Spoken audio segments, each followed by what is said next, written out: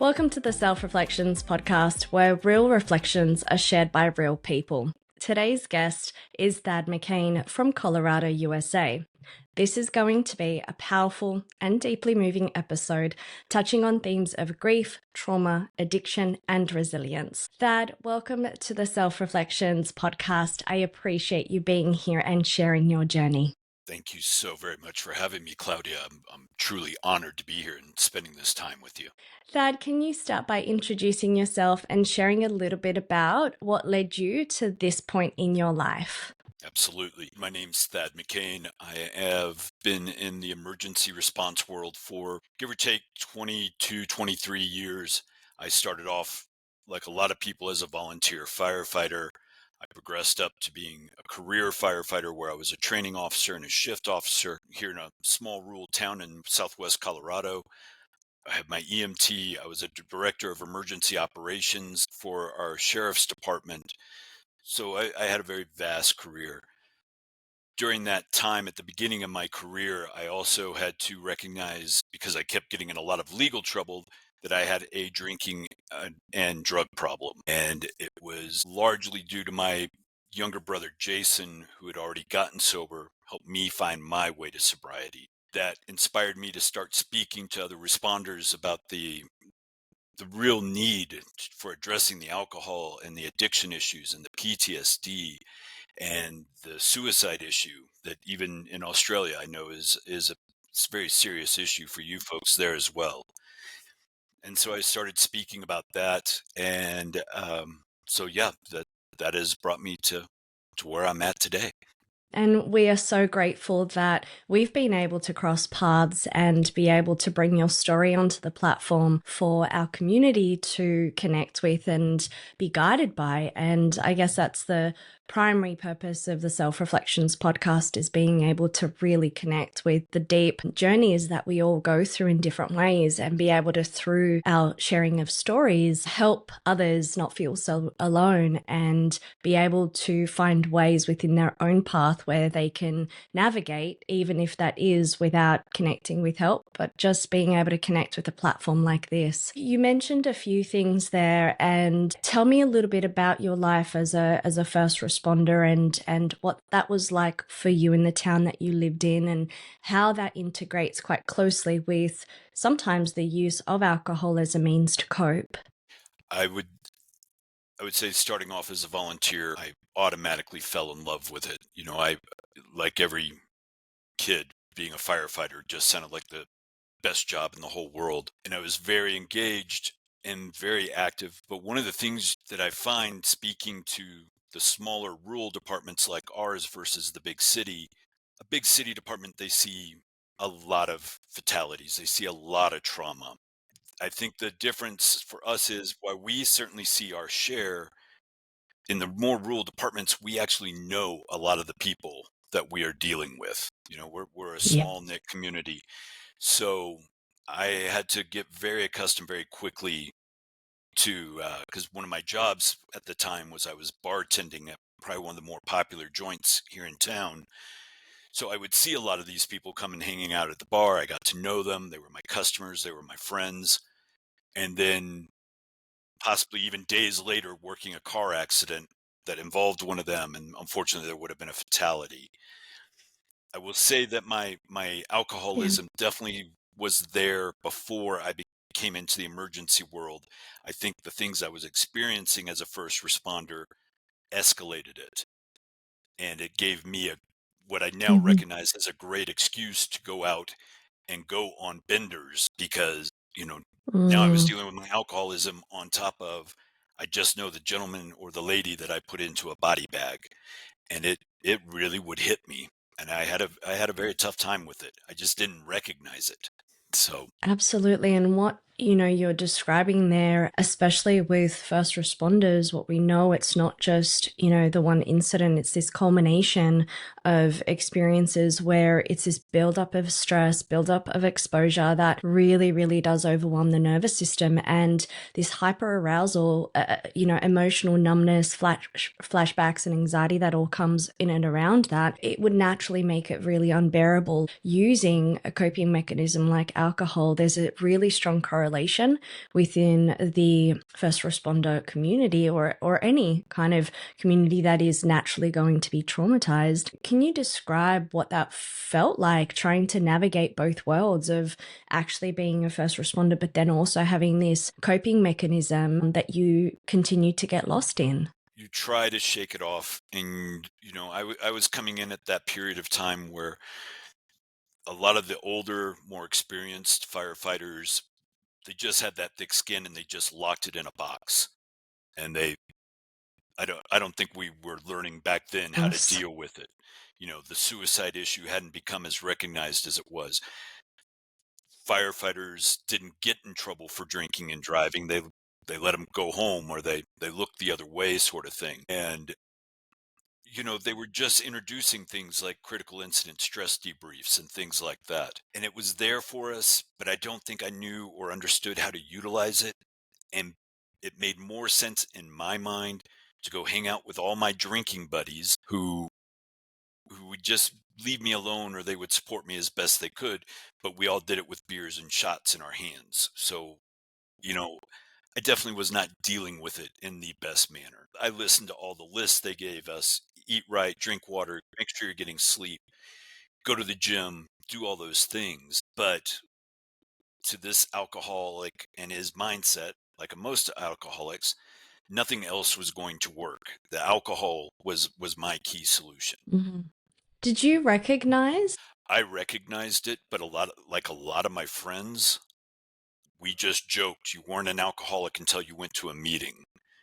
And my little brother Jason, who had gotten sober years before me, he would kind of step in once in a while. We didn't see each other regularly, but once in a while he would step in and say something.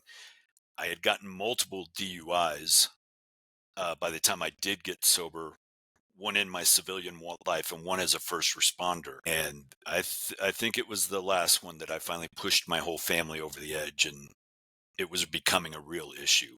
Thad, you described there that it was actually quite normal and swept under the rug for someone in your line of work to have such a challenging coping mechanism, or whether we want to call it a problem, an addiction. And it sounds like your surroundings and lifestyle within that industry really normalized the use of such a coping mechanism.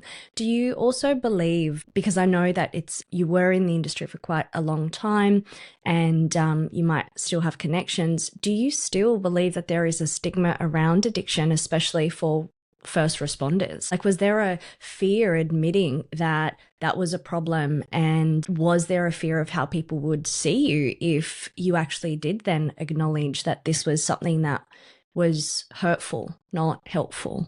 I think if others had problems, they were much better at keeping it low key and quiet.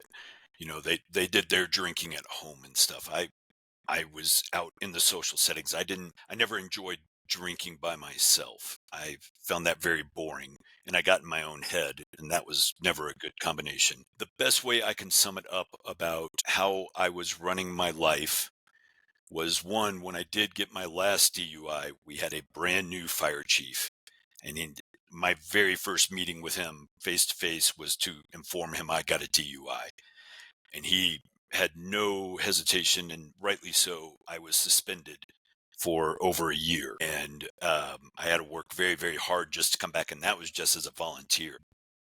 Totally destroyed I was in a job running for a higher position, and that came to an immediate stop. Nobody was going to take me with a DUI charge. But the thing that I found really interesting when I went to the court and had to stand in front of our judge, I had these nice letters of recommendation boasting what a great guy I was and all this time I gave to my community as a firefighter and in other civic roles. And then he looked at my arrest record. And the night that I was arrested in Colorado at that time, you were considered drunk if your BAC, your blood alcohol content, was over 0.08. When I was arrested, I was almost 4 times the legal limit. And my car had not been driving. I had been stuck in a snowbank. I passed out in my truck very, very late at night. Thankfully, there was no one else on the road. But there had been a very heavy snowstorm. My car slid off, and I just decided I would just wait till daylight and try and get my truck out. So it was some hours later when I was arrested. But the judge looked at that and he looked at these glowing letters of recommendation I had, and he said, "Thad, I think my best way to describe you is you are Jekyll and Hyde." And that really hit. I was either this great Mm, guy or I was this monster. And it I think that was the yes. slap in the face when I realized I really had to address this. Hmm.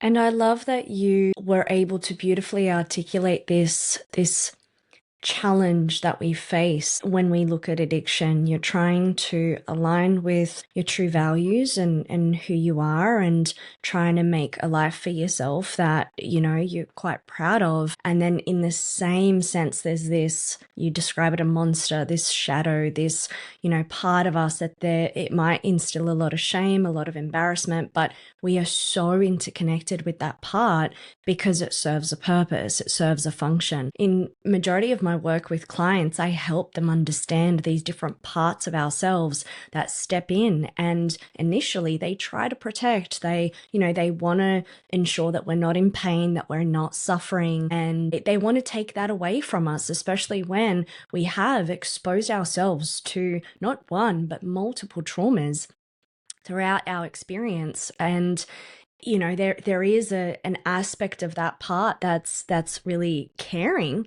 and then it becomes so rigid and so inflexible and so harmful that exactly that, it turns into a monster that's just hurting and harming you. And you're absolutely right. And you brought up something that it took me a long time to realize this. You just mentioned the values. My mom gave me a book. It's called The Book of Values a few years after I got sober and got my life on better track. And I read it and I realized whether I wanted to face it at the time or not, because I was always trying to be the nice guy, regardless of what situation I was in. I'm just cursed with that, you're the nice guy. But I also realized that throughout the years of my alcoholism and the attempts at trying to get sober and never working out, I let a lot of my values go. And I don't think I even realized it for the longest time. Things like integrity and trustworthiness and all that. At the height of my alcoholism and even my addiction, I think I was falsifying in my mind that I was holding on to those values. But I can't tell you how many mornings I woke up incredibly hungover, would see myself in the mirror and was like, "You are the most pathetic version of yourself you have ever been." Beat up myself. I'd ridicule myself. There were multiple times I was contemplating suicide in a intoxicated state, but I didn't fix it. I was so hooked onto what the alcohol was doing for me and all the falsifications that we bring with it. It makes me a funner person. I'm more enjoyable to be around. I'm easier to talk to. And I think I just let those blindfolds sit for the longest time. So, that was just a thought that came to mind when you mentioned the values. No, that's so powerful that you've mentioned that, because it's so common for us to be exposed to something that traumatizes us, use a coping mechanism to try and cope with said trauma, and then it develops other challenges for us. And from what you've mentioned there, Thad, moods, depression, suicidality, and it's just this very, very, deep and self-destructive spiral that we fall into and don't feel like we have a handle on, because it's that dual functionality of the poison that we are trying to use as a means of coping. Absolutely. You mentioned that you naturally were exposed to a lot of traumas. You said, yes, at that time, especially in a small town, you knew a lot of the victims that you helped. What was that like for you? And can you give us some details, if you're comfortable, to discuss how that impacted you emotionally, mentally, what symptoms started to show up? As I can appreciate that in itself would have been unfathomable, to be honest. It was very challenging because there were incidences that I had just seen this person a day or two earlier, and then to roll up on a scene and recognize the car, and the radio traffic's been coming out, people are entrapped, people aren't, they don't seem to be conscious, those sort of things. And then to get in there and start cutting the vehicles apart, or searching the scene because people got ejected out of the vehicles or whatever the case was, and then to find your friend or to find that person you knew. And in some incidences we were able to save them and they had very long recoveries. In some incidences they were already deceased, and you just saw them, and you're thinking about those last conversations. You're thinking about all their friends that you have in mutual alignment. Their friends are my friends and things like that. And you kept in my case, I could say, and the people I worked with, we kept our professionalism. We did our job. We all kind of made sure everybody was doing all right. Those little head checks with everybody. I think what made it more complicated was, like I said, in these small communities, everybody knows you're a firefighter. They see you in the t-shirts and the hoodies and all that stuff. They see you training. They see you working those scenes. And even if you don't want to talk about it or not, the headlines on the town newspaper that this person there was a fatality on Highway 160 or something like that. Then it becomes an incredibly public thing, and you can't avoid it. And people you're not even sure how well you know them, are stopping you in the grocery store to ask about what happened. Was it so and so? And it would take 2 weeks for it to calm down. And the more a person was known, the worse it was, because Hmm. there were more people that wanted to know about it. They're asking for details that they don't want to hear, and you don't want to share. That's not my place, and I wouldn't ever do that. But yeah, and those, even with the ones that I didn't know people, I saw a wide age range of fatalities, from teenagers to seniors who were probably in their golden years and things like that. But yeah, when it was a local and it was somebody everybody knew, it was definitely hard. Short of hiding in your fire station or hiding in your home, there was just no way to avoid it. You couldn't go out to eat Mm, without people walking up and wanting to ask questions. So, you couldn't turn your brain off from it. of course. And regardless of how much time you might have had to try and Hmm. heal, there's it unfortunately happens. You can start feeling great. You finally got a little bit of good sleep. And then someone walks up to you at the bar and says, "Holy crap, I just heard about so and so. Were you there? What happened? Was he drunk?" All those questions. And you just Hmm. can't get away from it.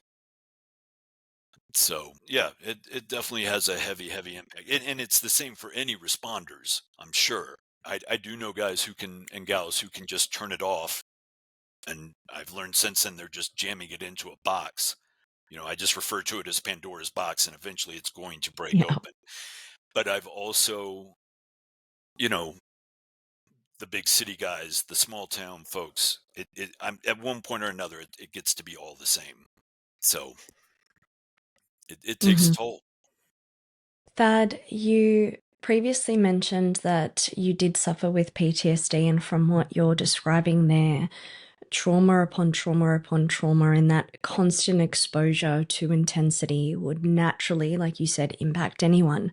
It sounded like you very much tried to take care of yourself where you could. But the reality of working in the first responder field is that, like we mentioned, that trauma will be culminating in the overwhelming of your ability to cope. We know it as PTSD, and you've already referred to it as PTSD. How did it start for you? And did you actually put one and one together that this is actually PTSD and this is impacting me? Or was it something that took a while for it to kind of really solidify for you? I think I had a sense of what PTSD was, and you they would occasionally bring counselors in to speak to us and watch out for these certain signs. And everybody, along with myself, were nodding our heads saying, yeah, I'm not sleeping well. My appetite's changed. My temper is quicker to show than it used to be. The nightmares, all those sort of things. But after I did choose to get sober and started working on these talks, where I really was just focused on the addiction and the alcoholism, and then you'd start reading about the PTSD and you'd look at all the lists. It didn't really matter what list I was looking at for evaluating PTSD. I hit every mark almost all the time. I couldn't keep a relationship together. I was becoming more isolated. I wasn't expressing myself. I wasn't sleeping. When I would sleep, the nightmares would wake me up. It was just everything that they describe nowadays in PTSD. It was all there. It was. I honestly, I can't think of one that I did not have. But I could walk into almost any firehouse, police station, EMS station, a dispatch station, and if I just quietly sat at the back of the room for a couple hours and watched how everybody else is reacting in one form or another, I'm fairly convinced anybody that's been on the job more than 5 years is going to start showing some signs in one way or the other, and it just culminates from there. So, Mm-hmm. Absolutely. And we often hear that, first responders are trained for this, but no one is really trained to carry that much trauma indefinitely. And like you mentioned, one of the other coping mechanisms is to suppress and avoid it and not speak about it, not face it, which again, that coping mechanism is only going to be helpful to a certain point before you use the term Pandora's box opens. Very similar. I use something similar in my practice where we try really hard not to face our trauma, and it rightly so. It is traumatic. We don't like facing it. And in the same breath, if we don't, it does show up in our daily life. Our moods impacted. We have a very skewed sense of the world, of safety, of control. We disconnect, and like you mentioned there, Thad, you isolate yourself, and it just continues to be like a bit of a snowball effect where it gets worse and worse and worse. And it might, for some people, get bad very quickly. For others, it's this very slow and gentle snowball going down the hill, but nonetheless, it's still going to get to a point where it's all going to crash and come undone. you're absolutely right.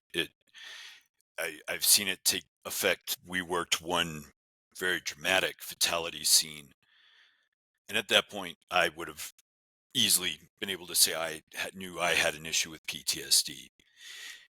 And on this particular incident, the order from the incident commander was that he didn't want any of the new folks going down to help out. We had to recover a body from a car, and it was a very very challenging situation just because of the condition of the scene. And I did not realize it because I was the one that went into the vehicle to get the body and bring it out of the vehicle so that we could place him into a body bag. One of my younger firefighters that was on my scene either didn't hear the order or chose not to, thought maybe he was ready for it. And so he was right there and saw everything. And within a week, not even a week's time, the dreams, the nightmares, the lack of sleep, the drinking to cope, all of the things just started manifesting. And within a few months, he turned in his gear. He just could not handle it and knew he was getting himself into a bad position.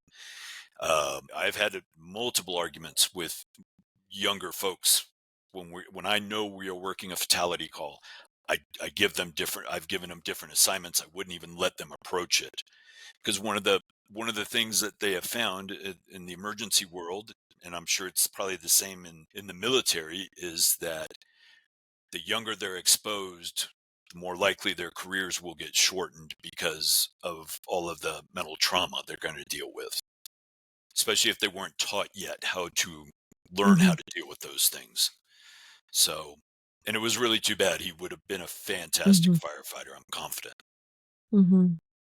And you know, what you mentioned there is the unique experience of trauma exposure on different people. Sometimes it's going to affect you quickly, sometimes it's not. What we're just acknowledging there is, you know, or the way that it impacts you, there's no judgment, and it is something that sooner or later will impact your life. And while we don't want to be over promoting services, it's about trying to build awareness that this is a natural response to anyone exposed to trauma, that there's no shame and there's no judgment in the fact that we stop coping because we're not supposed to be exposed to that amount of trauma on such a prolonged period of time. And I love that you identified that, yes, studies do show the more we are exposed to trauma in our early life, the more impacted we are by it. So the fact that you were able to already acknowledge that within your field and tried to protect younger first responders from that exposure is amazing. Did you feel that within that the services were able to provide support for people who were exposed to trauma? You mentioned there was some counseling, there was the kind of debriefs. Did you feel there more, and do you think there needs to be more? I am the one that helped for our fire department, or our fire district, excuse me. I was the one that helped bring in our first EAP system. I believe you guys have something similar. It's our employee assistance program. We were able to get free counseling sessions made available. We started impacting it into our academies for our new recruits, who were almost always volunteer. We wanted them to be very aware, but we also wanted them to know we were there for them. And if we couldn't help them, we had resources available. And my phone, even though I'm for the most part retired at this point, outside of my work in incident management teams, I still get phone calls from some of the guys and gals.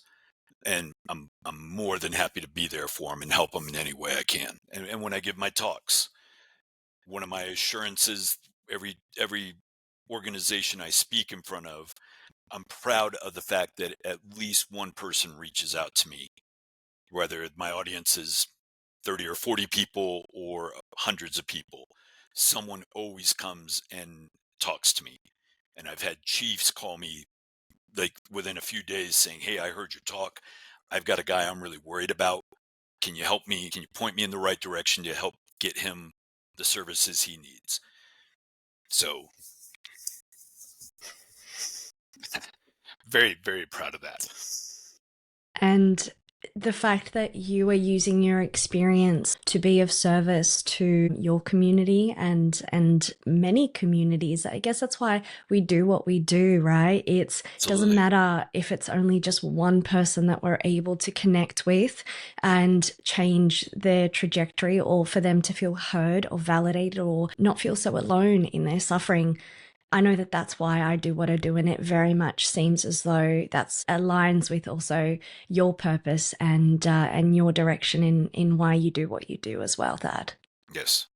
Yeah, I even there's a gentleman here in the States. His name is Jeff Dill, and he was the one that really I've had the opportunity to speak with Jeff on multiple occasions. He was kind of the first firefighter that went and became a licensed counselor, really brought the suicide issue to the forefront for mainly firefighters, but he's expanded it since then. And one of the things that he did that I just thought was incredible, and it really had an impact, they started taking the counselors from like EAPs and putting them in the fire stations, and they rode on the trucks and in the ambulances. Obviously, they had nothing to do with what was happening, Wow. but it had a really big impact, I think, on how some of these things get done. What you've identified there is how someone who is helping first responders work with their trauma is able to put themselves just to a certain point in within a safety kind of consideration of safety, but putting themselves in a situation where they can actually feel and experience the intensity of what some of these first responders have to go through, but also it sounds like be there on site at the time of any exposure to trauma happening, which means that they're able to intervene and support their brain's capacity to process said trauma, where I know majority of the time that's why we result in PTSD. When we are exposed to normal events, our brain is able to experience the event through our amygdala, process it through our prefrontal cortex,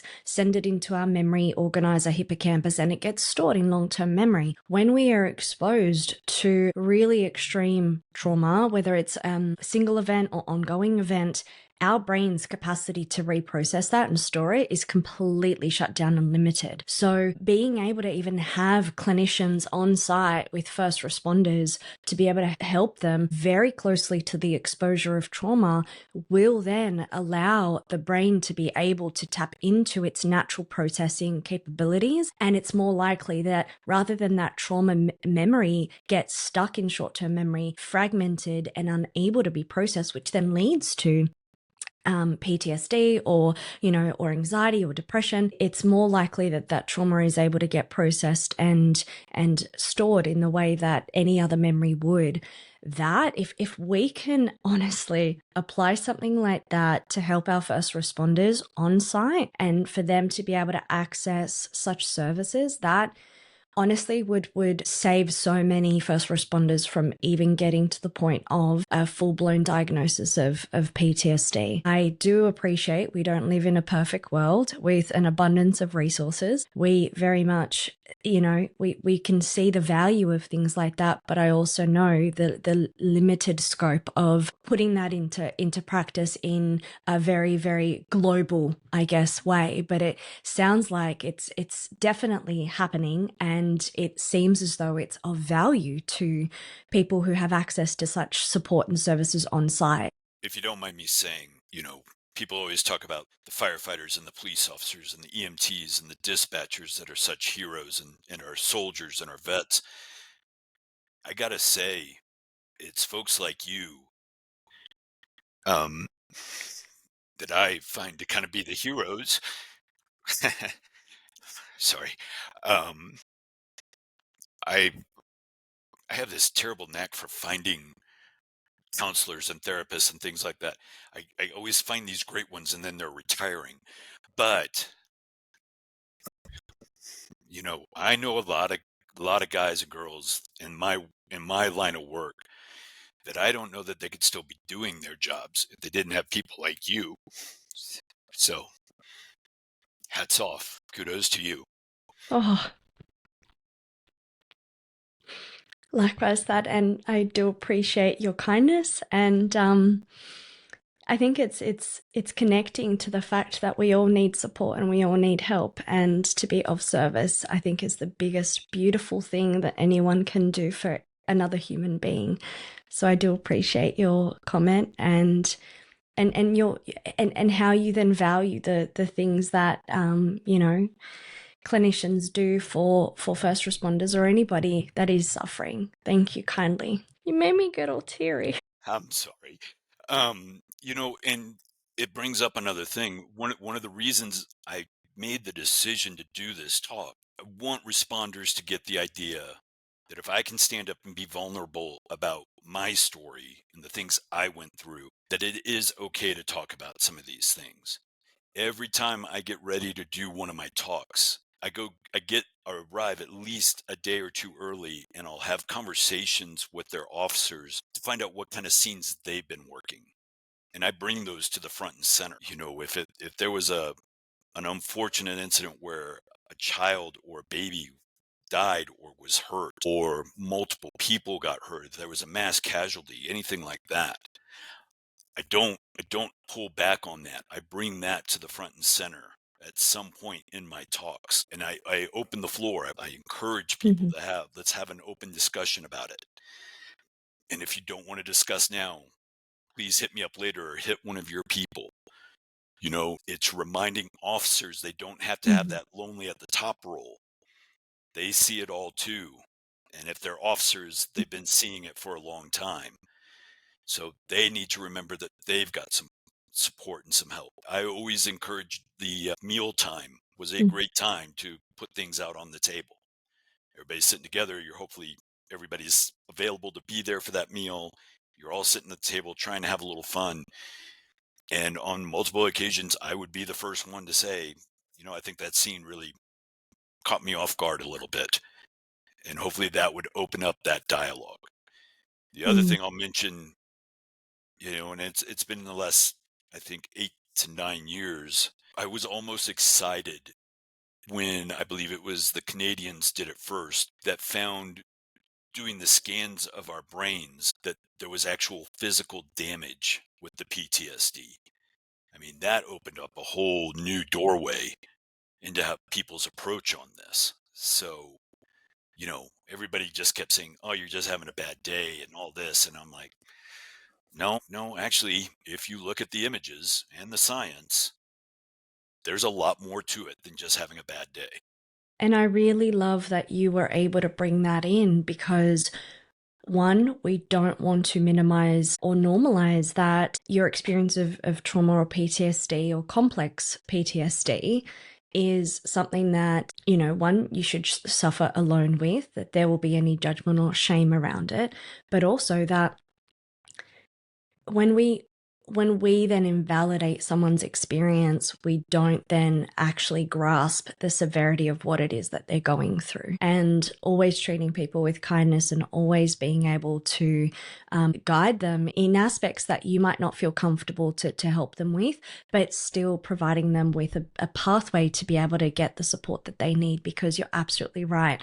Scientifically, it's not just that we have low mood or we don't want to be with people or we have nightmares or flashbacks. It's that the impact on the brain is so severe that it debilitates our functioning, and we don't have a choice. No one chooses to experience PTSD. No one chooses for their brain to all of a sudden break or stop functioning in the way that others who haven't exposed or who have not been exposed to trauma continues to function. So it's being able to acknowledge and take it seriously when someone is reporting some of these signs or symptoms or has been exposed to trauma.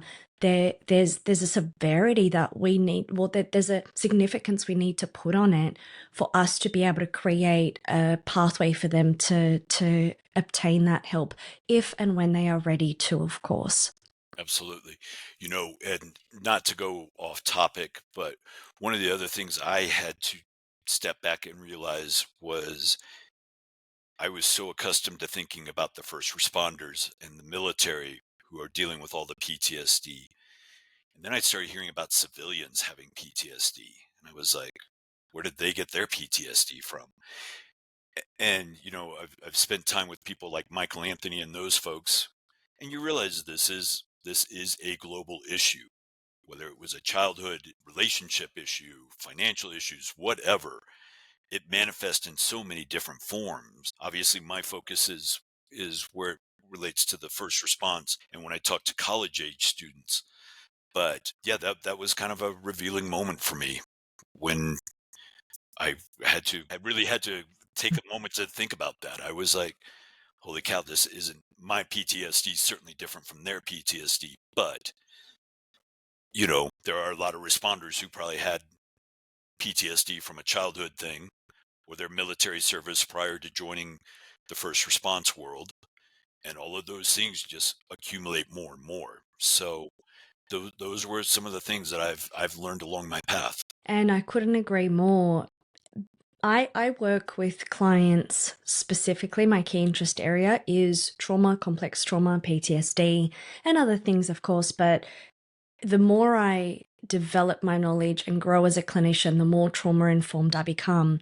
Who I thought I was in my early career, and I genuinely thought I was trauma informed back then, it continues to grow. And there's so many different things that can traumatize us that we sometimes minimize. Our home environments, our relationships, our attachment styles, whether we feel connected to the community that we grow up in. Of course, when we look at trauma, it is a spectrum. And while we don't want to minimize trauma on the lower end of the spectrum, we also want to acknowledge that no matter where you are on that spectrum, If that is the worst thing that you have experienced in your life, you're still going to have the exact same symptoms as if someone were to experience something on the higher end of the spectrum. And I really want to normalize that and really validate people's experiences, because it's so easy for us to minimize our experience of what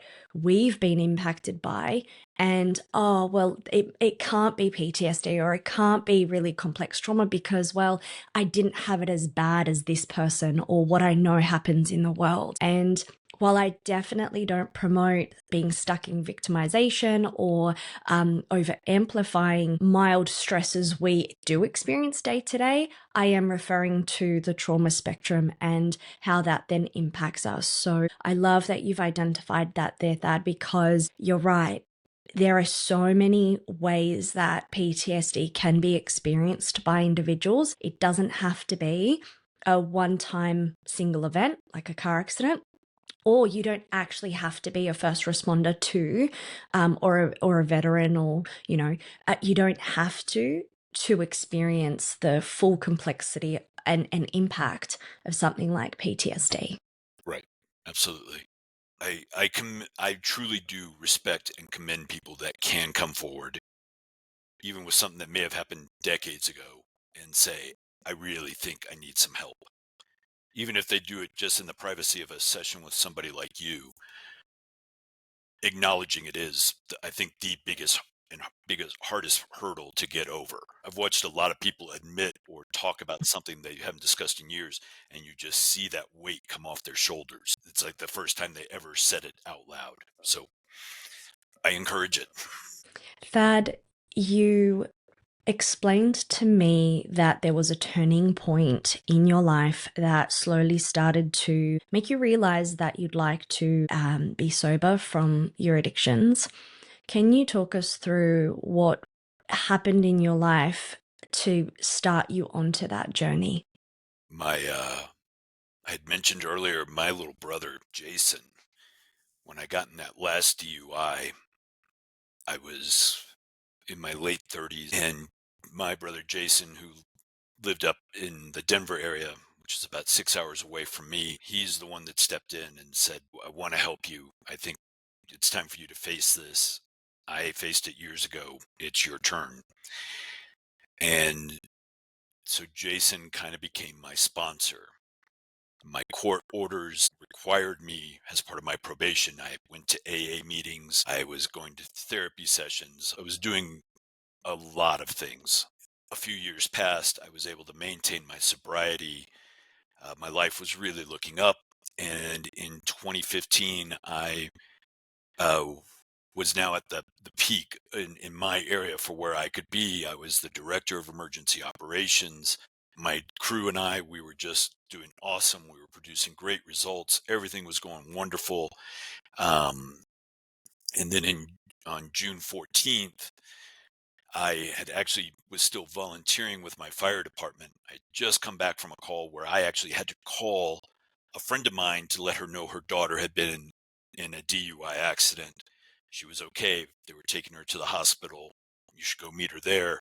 And I'd made that phone call. I was just about home, and my sister-in-law called me and said, that you're the first one in the family I'm telling this to because I don't know what to do. She and Jason been married for quite a few years. They had 6-year-old twins at the time. But she said Jason went fly fishing today and he was tired of waiting because the snow melt had been really late, so the rivers were still running really big. She goes, he didn't come home. I've called a missing persons report, and she said that they had search and rescue, and this is outside the town of Boulder, one of his favorite places to go fly fish. And there had been some reports about somebody in the water, but they weren't sure. I said, I'm on my way. This was Mm-hmm. 9 or 10 o'clock at night. It was, unfortunately, my parents' wedding anniversary is June 13th. So this is June 14th, and this is happening. I had to call my mom and say, have a called. Jason's disappeared. They can't find him. I'm taking all my gear. I'm heading to Boulder. Drove through the night. I got up there, had multiple phone calls going all night with people at the search and rescue division in Boulder. They said the waters had just gotten too high. They would have to restart the search the next morning. I got to Denver, checked on my sister-in-law and the kids, went to Boulder, was walking the area. They were giving me an idea of where he had been last seen. There was a description about somebody floating in the river. Multiple people had tried to catch him, but the water was just moving too fast. I was praying it was somebody else, obviously. And then the radio traffic came out saying that they had found a body. Um, because of my position and my experience, they let me ride down to the location. Yeah, excuse me. Um, I identified my brother's body, why he was still in the river. I was able to see him completely, and I knew it was him. And the whole world obviously came to a bit of a stop. Um, my brother was also a very recognized face around Colorado.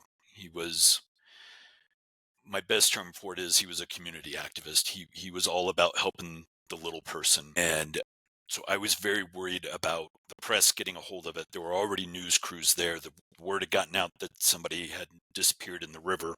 I had to call Denver police, ask them to go put up security at my sister-in-law's home. I did not want her and the kids getting bombarded.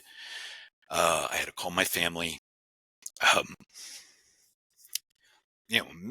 I've notified a lot of other people that somebody wasn't coming home. That's just come with my job. Never in my wildest dreams did I think I'd have to call my own parents, my sister-in-law, um, and make those phone calls. And the body was recovered, and I I did my best to thank everybody. I cannot give enough compliments to the sheriff's office and the search and rescue teams for having all the respect and doing their jobs as well as they did. Yeah, it just, at that point, I had been sober for some time. I had been doing my talks about the sobriety and the PTSD and the suicide. And I really I had to take a step back for a while. Compound all of that. 2 weeks after my brother's death, I had taken time off from work to spend time with my sister-in-law and help with the kids and the funerals and all that sort of thing. And my very first day back to work in the US, we call one of our wildland tools a Pulaski. I think that's kind of an international term. It has an axe blade on one side of the tool. And I was hiking into a fire. Um, my head was not in the game. I probably should not have been back at work yet. I was totally distracted, and I tripped and I fell, and I unfortunately landed on the axe blade. And thanks to a wonderful plastic surgeon, there's hardly a scar. But I had to, I had, I was able to walk out on my own, but I had to be people had to walk with me, and I fractured my jaw, so I couldn't even call my Mhm. parents. And my buddy, who was my paramedic at the time in the back of the ambulance, had to call my folks. And this is 2 weeks after losing a son. Now they got to come to the emergency room.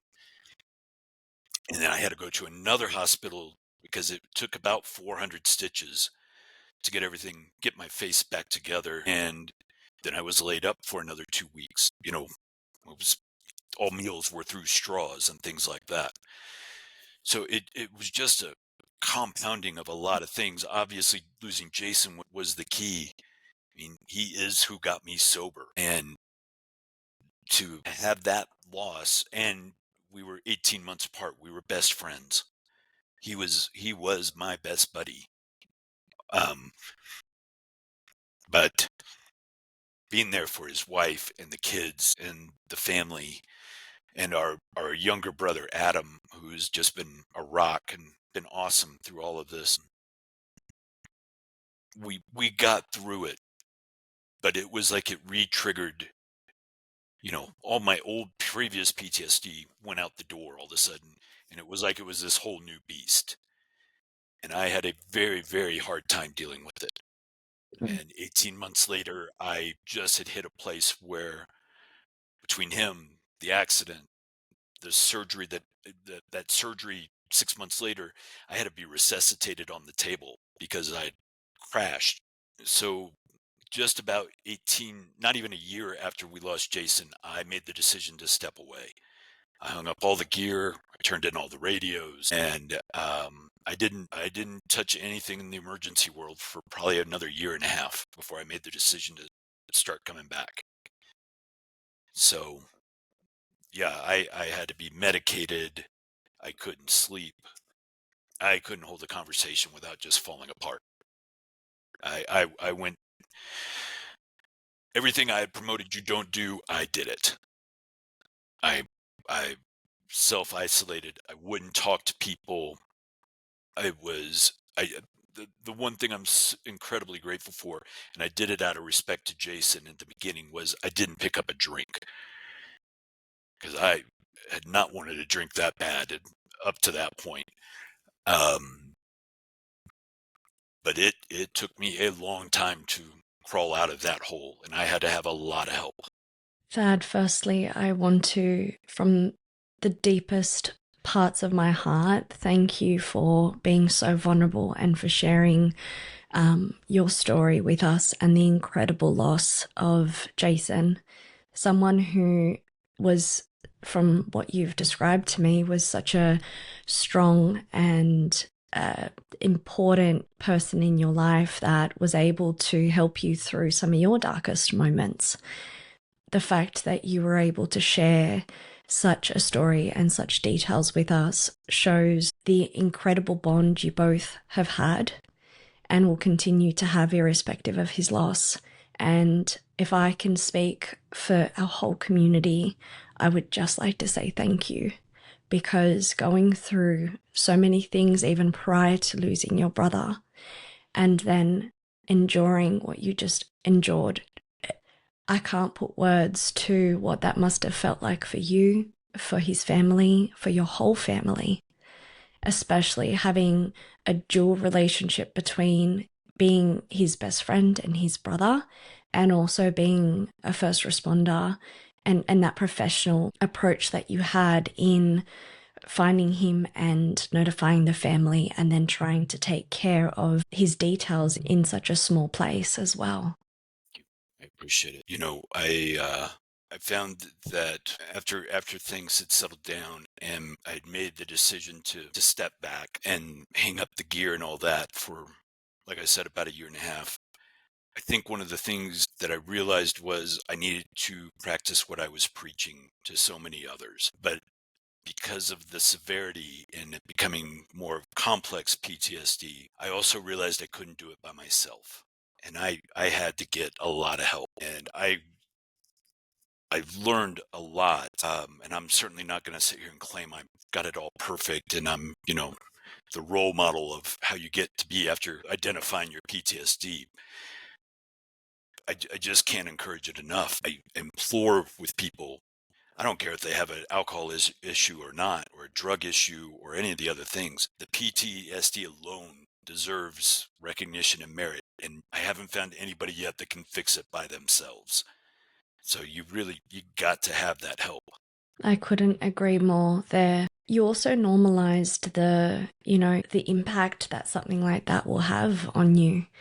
It's such a compounding experience. Most people won't be able to fathom what that would feel like. It's only natural for you, even though you had already become sober and you were doing your talks and you were very much developing quite strong progress. Of course, something like that would knock us back. And I want to normalize that for people, we sometimes when things happen in life, and especially when they're just such significant traumas, it's only natural for us to want to revert back and isolate ourselves and not deal with it again. Sometimes we just need to take a break, and this is where our coping mechanisms at times help, because we're not yet ready. We need that time to grieve, to process, to it's such a multifaceted experience there for you that you've described, that it's not necessarily just the grief and loss of your brother. It's then the PTSD of finding him. It's then, the impact that it would naturally have on your own mental wellness and health. There's no blueprint on how someone works through that. And everyone's experience of anything remotely close to that is going to be so unique. It's going to impact you differently. You're going to need however long that you will need. You'll need your support system. And I love that you have identified that this is something that no one can do alone, and without a blueprint, because it is unique to each individual. Thinking that isolating and trying to do it alone will help, it will only help to a certain point before that in itself also becomes harmful. You mentioned that you gave up your title, you gave up working with in the first responder kind of domain. Where did life lead you after you had the time that you needed to feel what you felt and grieve? And I don't think we're ever done grieving when we lose a loved one. To be honest, it's a loss that we would feel for till the end of our days. It's a piece of our heart that was taken away that we can't feel. And so I do appreciate, and I know that that's the case. What was it like as you started to move through that process and slowly take a hold of your healing journey? Once I made the decision to step away, it took a lot of it off. I wasn't going to have to be thinking about the phones going off all the time, or getting out of bed at 3 o'clock in the morning because something had happened. We were needed. I started focusing on my speaking a great deal more. I joined the John Maxwell team because I wanted to expand my speaking and my teaching, and I've loved doing that. And I really had to focus on taking better care of myself. I was making multiple trips up to Denver to go give my sister-in-law a break once in a while and spend some time with the kids. I think I really just got focused on my family. My parents were having a very difficult time, regardless of with the impact that it had on my brother and I and my sister-in-law and the kids. Parents aren't supposed to outlive their children. And my parents, I think, had a really, really difficult time with it. It also made me start realizing about doing more for myself. One of the things I always admired about Jason, we come from a family of workaholics. I don't quite know how that happened, but we're all workaholics. But Jason was always the one that was really good about going out for a hike, going to do his fly fishing. I'm grateful for the only thing I can really be grateful for about losing him is at least I know he was doing something he loved when he passed. He and my dad and I, fly fishing's a big part of our world. I think I just had to take some time and let all of this settle. I mean, it was probably another year and a half after Jason was gone that I actually could stop picking up the phone to call him, to share something with him.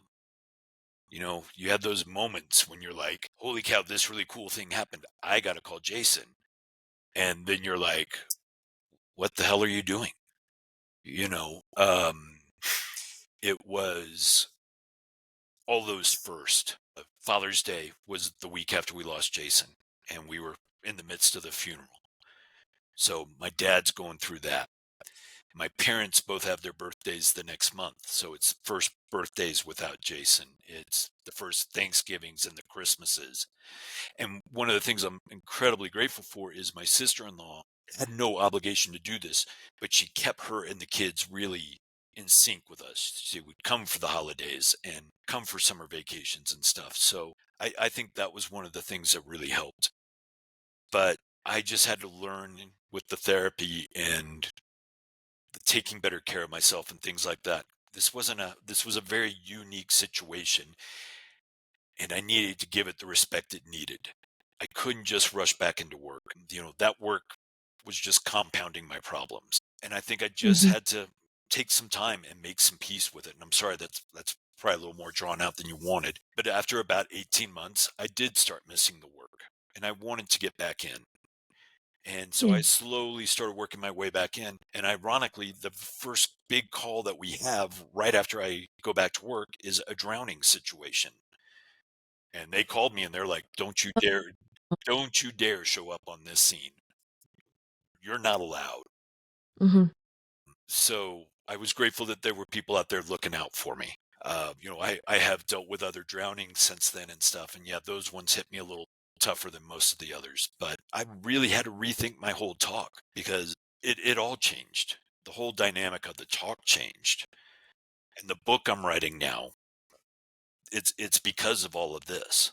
We know that healing from trauma, addictions, or anything complex is never a linear process. There are relapses, setbacks, hard days, and you very much identified that even when you start choosing to get back into what you consider life to be thereafter, there are so many ways that it will go wrong and it won't work and it will be challenging, especially if we then back that with what studies show us, that when we don't have meaning, when we don't have purpose, that then compounds even more and it makes it even harder to stay on the healing path and journey. In saying that, finding meaning in suffering tends to have, as we know, better long-term recovery outcomes. What did you find meaning in after so much trauma and grief and loss and addictions that you went through, Thad? The biggest piece and the thing I'm most proud of is staying sober through all of that and staying clean. I justified it in my head 110 times why it would be okay to go to the liquor store and get multiple bottles. I could totally justify it in my head. What I had to keep reminding myself was that was disrespectful to my brother, his children being 6 at the time when he died. He was sober for their entire lives up to that point, and I was not going to shatter that in front of my niece and nephew by letting that go. I think some of the other things that really had to sink in for me was they put me on a lot of medications in the beginning for the sleep and the depression and all those things, and I did not want to see the rest of my life being on all of this meds because of what had happened. And that really got me more focused on thinking about alternates to helping myself heal that I could share with other people. I mean, you walk into a room of firefighters and recommend everybody consider doing 10 minutes of yoga with their PT workouts every day, you're going to get a lot of rolling eyes. But when you mention that in the military rehab hospitals like Walter Reed here in the States, yoga is part of their daily training sessions and their therapies. They're going to their therapy sessions, whether they're individual or group. They are learning things like meditation. They're learning about the power of journaling. They're learning about it's okay Mm-hmm. to go listen to a motivational speaker or read their books to help get those mindsets cleared. It's I think the biggest of all of it is the mindsets. How are you going to deal with those trigger moments? Are you going to let it Mm-hmm. sit and settle with you for a moment, or are you going to let it drive you down a deep dark hole and you're going to need 3 days to get out of it? One of the things I mention in my talks when those trigger moments happen, and this is something I attribute my first response world to. When I was a brand new first responder, the tones would go out, the adrenaline jumps, I throw on the gear, and my heart's racing at 150 miles an hour, and I'm talking like a blibbering idiot on the radio because I'm going so fast. I learned that at the beginning of every incident, and I can't say I did it perfectly, but I would even encourage my crew when we first got in the truck, before I would acknowledge that, engine one is en route. I would try and encourage everyone. I was like, all right, everybody just take a moment, get your head set, think about what we're getting ready to go do, and let's go do it. I kind of had to slow it down. Mm-hmm. I have to practice that fairly regularly. That taking that little moment can sometimes really help how I deal with things. You've identified so many amazing things that people can already start learning how to do to help manage some of their symptoms and be able to regulate their nervous system. And that's very, very common for things that for self-management, self-control, which is taught in various types of therapies with various types of clinicians. And I love that you've normalized that that is something that is part of our toolbox that we don't actually grow up with, right? We don't get given on birth. It's something that we then have to develop over our years and our connections with people that we meet along the way, whether they are friends or family or professionals.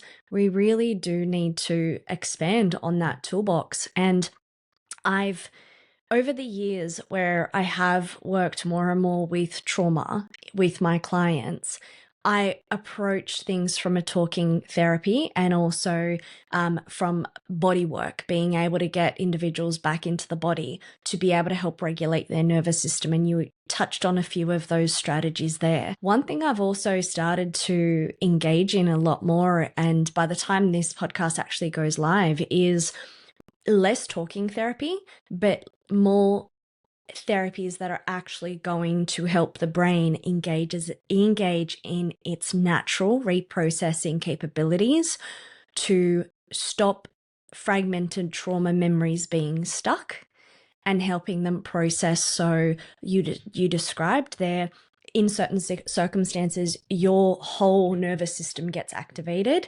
And the reason why is because those traumas are still fragmented and still stuck. And what I've lately been really, really educating myself around and being able to develop and train myself to be able to provide to my clients is this beautiful way of us being able to help the brain process those traumas so that you can be exposed to certain things without the visceral reaction of what you've just described there. And that's something that I hope to do another podcast episode on for our community and go into a lot more detail on. But it's so wonderful to know that out there in the world that we live in, there are talking therapies, there are skills and strategies, there's, aspects to be able to connect to the brain's natural way of processing trauma. There's so much available to individuals. And we just want to highlight how important it is to find what works for you at the time that you're ready to engage in therapy. So truly thank you for sharing that with us, because it actually starts to identify what are some of the things that you can slowly start to implement in your healing journey, and how vast can it get? What is out there for first responders or anyone who has actually, even civilians who have exposed themselves or have been exposed to traumas? What is out there for us to be able to genuinely not only just cope and manage, but genuinely heal from traumas? I couldn't agree more, and I'll be looking forward to that episode. I'll definitely be tuning in for that. Thad, you are currently writing a book. Can you share a little bit about what readers can expect? Thank you for the opportunity. What I've basically done is taking my talk, my experiences, the changes that have occurred over the now 16 plus years of sobriety I have, and putting it into taking all of that, putting it into one book. Uh, I have I have learned that while it's very easy for me to stand in front of a crowd and talk about things because I have to do it in a compressed amount of time, uh, that has been far easier than trying to write this book. Because in the book, I'm going into a lot more detail. I'm going into stories that I have to remind myself my mom might read this. Little moments like that. But what I'm really excited about with this one is my youngest brother. There's three of us, Jason and Adam. Adam is helping me with this book, so that's adding a lot more meaning. One of the things that unfortunately happened right before Jason died, he and I were actually talking about creating a business together. We were both looking for a new thing, and we wanted Adam to be included. And then we were just kind of spitballing what would we do over about a month before we lost him. But I'm also going to really push a lot in the book, probably be more than one chapter about the healing and how to deal. And that's what I want people to take away from it. This is not just I'm unfortunate. I'm the best example I can find to why I'm doing this. If my story can impact someone and they can get the lessons from it, then it'll all be worth it. Oh, and I cannot wait to share that resource with our community once it goes to press and we're able to enjoy what your story, but also your guidance in your own experience and what and how that can be helpful for the readers. I appreciate it. Thank you. If someone listening is struggling with PTSD, addiction, or grief, what's one message that you would like them to take away from this conversation, Thad? Get help. Don't do this one alone.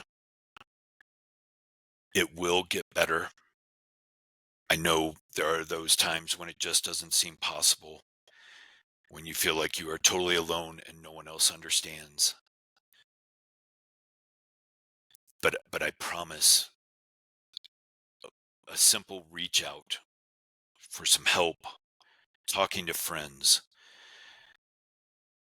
staying engaged with your friends and family really can help a great deal. I would also really encourage, I know it sounds cliche, but I 100% believe in these things. Don't turn to a bottle. Don't don't get stuck on the couch watching, you know, Peaky Blinders repeatedly. Oh, don't get me wrong, it's a great show. Take care of yourself. Yes, you might have a few days where you just cannot get out of bed or get off the couch. I get that. But if 72 hours passes and you haven't talked to another human being, or you are starting to get nothing but dark negative thoughts in your head, it is time to step outside or go make that phone call. Reach out, get the help you need. Please don't just isolate and act like it's all going to get fixed magically. That person may be gone, but you still have to keep living, and it's an insult to them if you fall down some deep hole you can't crawl yourself out of. Thank you for sharing that. And I'd like to add that some individuals naturally might not have family or friends that they trust or feel comfortable to go to. And we do then encourage, like you mentioned, Thad, there are clinicians and there are professionals that you can go to. I just want to normalize that the first person you might go see, if they're not a right fit or if they don't understand you or haven't validated you, please know that they are not your person to help you on that healing journey. Absolutely. And I'm here willing to admit that there have been clients that I wasn't the right fit for, whether it was I wasn't far enough in my own journey as a clinician to be able to hold that space, or I wasn't educated enough or validating enough, or it just wasn't a compatible a bond, a therapeutic bond that then happens. And I want to acknowledge that that is okay. And all I want to create is that strength within you, that you remind yourself that if I don't connect with one person or it wasn't a pleasant experience, not everyone is like that. And the clinician may not have understood you or may not see eye to eye, or they might be in a different place that they can't step into that, safe environment with you to hold that with you. And that is okay. Please go find one that does. And that might take a few trials of, okay, I'll try with this one, see how it goes. It doesn't feel right for me. I'll try with another. Trust me when I say, when you find your people, you will feel so held and so supported. You don't have to fake it. You don't have to pretend. It will just ooze out of you so naturally and so beautifully that that's what, is there for you. There are times you just need to be patient with yourself and with the process, that it's okay if you find someone immediately that aligns with you in that way. That is amazing.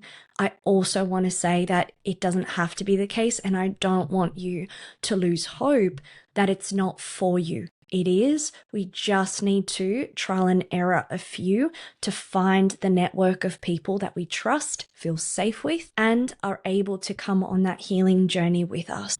I agree 110%. And if I may add, it it was just a true blessing. My very first therapist I went to see after losing Jason, the stars were aligned. Not only was she a very qualified therapist, she was a former first responder, and she had responded to a scene where her brother passed away. I was like, okay, well, you're it. And I stayed with her until she retired. But I did have to go through a couple of therapists before I found one that could associate with me, or that I could bond with. For the responders out there, so many countries have established employee assistance programs, peer support teams, whatever it is that fits in your neck of the world. A lot of these teams and a lot of these practices are set up now with therapists, as wonderful as Claudia, I'm sure, if she's not one of them already, where they already have a couple of therapists that are available. You just have to make that inquiry to ask. The other thing I will say, Yeah. one of the big things that they learned from 9/11, after the dust had settled and we lost 343 firefighters, one of the things they found were that a lot of responders did not go find help because they were so worried that it would impact their careers. They wouldn't get promotions and things like that, that some of them were actually going outside of their insurance plans and paying out of pocket for therapy. I think back in those days, 20 plus years ago, I could see that being a valid thing. I think today it Mm. needs to be respected and admired that anybody, including a potential candidate for becoming an officer or something like that, is willing to admit that they need to get some help. So please, please don't let being concerned about your career stop you from getting the help. Because if you avoid the help to get the career and Mm. get the promotions, that Pandora's box is still there. And if you haven't dealt with it, it's going to manifest at some point or another. So just wanted to add that. Yeah. And I know that we're coming to our closing reflections of our episode, and what a phenomenal episode we have had together, Thad.